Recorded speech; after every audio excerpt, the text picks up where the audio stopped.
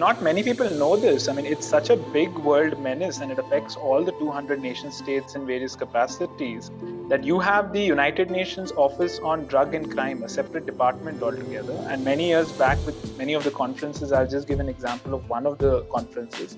Somewhere in 2007, it had members, it had USA, it had Turkey, Colombia. And you had, the spokesperson of the senior most spokesperson of prevention of terrorism. I think the lady was Ayrka Kulesh, and she spoke about how the opium drug trade in Afghanistan is an industry of $3.1 billion. Right? Yes. We're talking about 2007, and since then it must have risen at least double.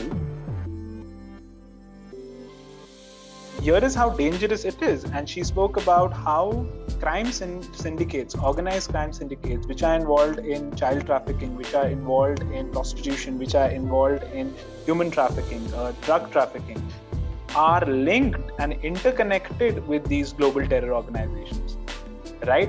And Madrid terror bombings, which happened a decade or two back, such is the confluence between these two that they were not paid in money, they were paid in drugs. Drugs was the exchange of funds that happened.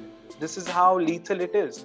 And to stress more on it, we had Syed Akbaruddin Sir, who was one of our finest diplomats at United Nations. He raised an appeal in 2019 in United Nations, appealing to the United Nations that our neighboring state is harboring those very elements who have now direct links, and they are inseparable from terror elements.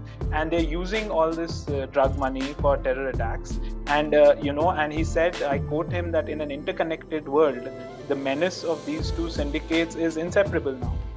So this is the issue we are looking at. And you tell me, how many channels are discussing this and educating the youth?